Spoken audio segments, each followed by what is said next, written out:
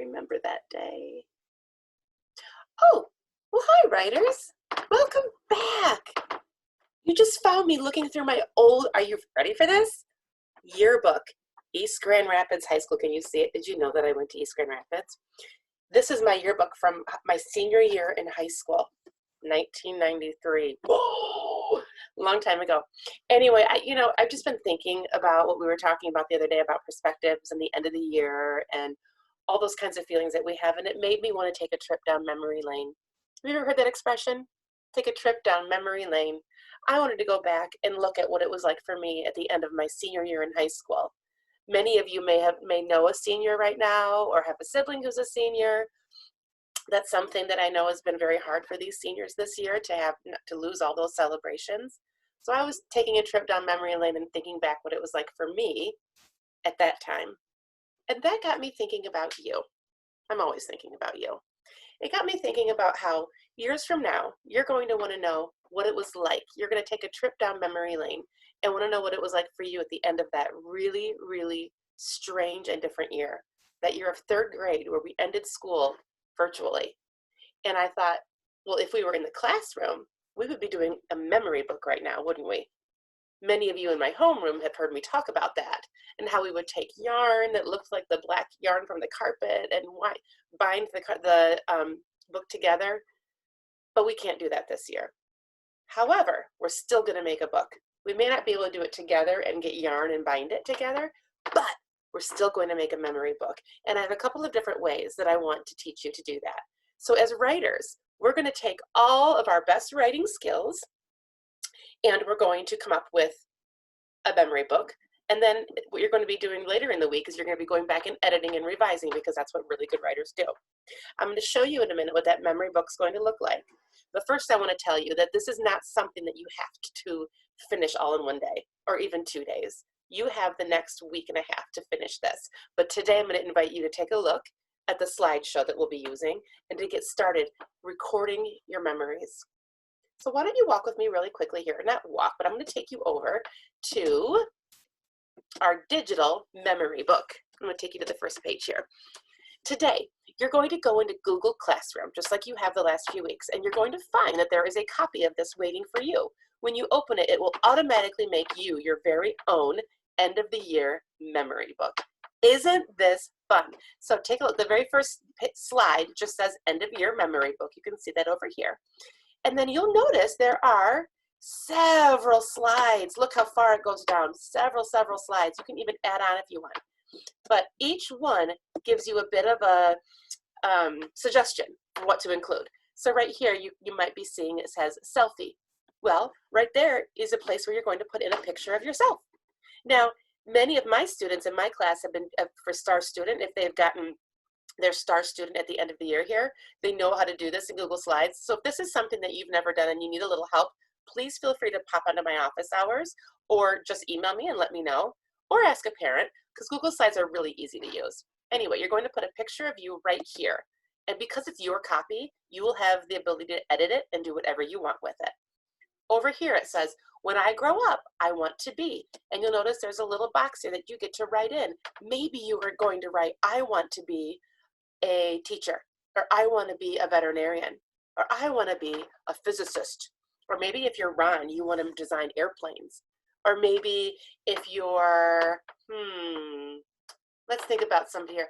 Ooh, maybe if you are Ashton, you might write books when you're older because he is such a strong writer and loves to write.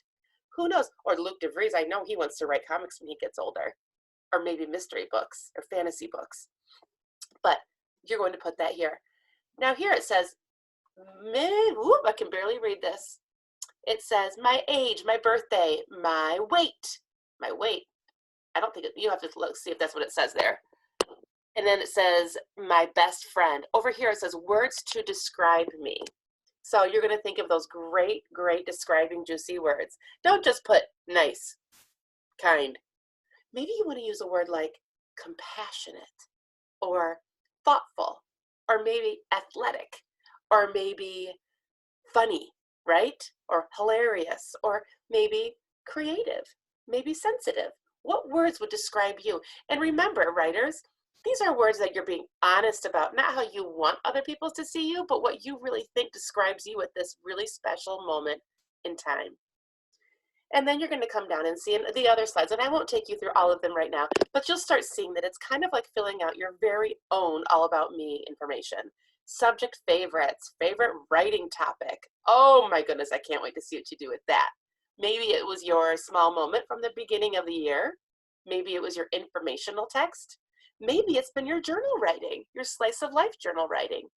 Favorite science topic, favorite math topic, reading strategy, favorite social studies topic. Down here on the next slide, it says top 3 reads. And you'll see it gives you little hints like amazing read, surprising read, incredible read. Now, writers, you can include anything about you that is from earlier in the year, middle of the school year, or even during this time of being at home with school closure. This information can come from that entire part of the year, but I want you to really take time to think about it with thought and reflection. And I'll look at the next couple here. It says favorite memories, fantastic favorites. Again, you're noticing you're getting a chance to really just think about all of those big favorites.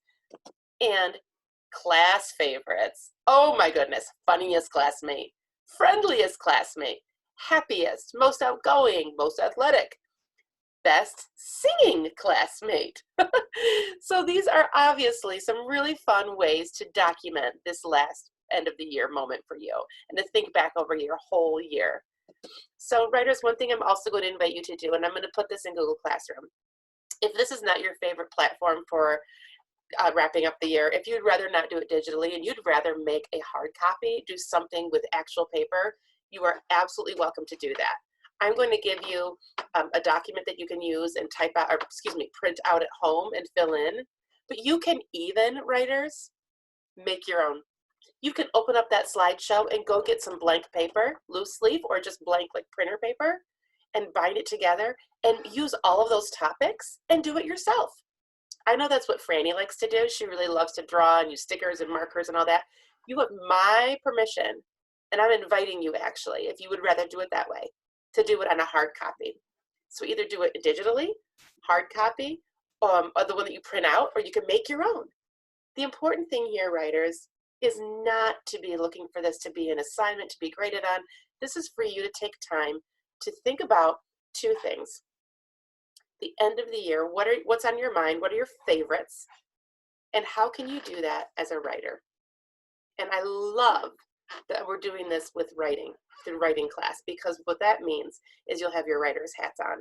Because whenever we're in writing class, when we have those hats on, we're thinking about details, using as much specific information as we can, taking time to think before we write, and then reflecting and then editing at the end. So today, I want you to have fun. Think about which platform you'd like to use. Maybe just go explore that slide and see if that makes the most sense for you. If you'd rather make your own, you have my permission to do that as well. As always, let me know if you have any questions, and just have fun. This is meant to be a reflective, relaxing, fun activity. So have fun, writers. Do your best, write long and strong, but no matter what, just keep writing. I'll talk to you soon.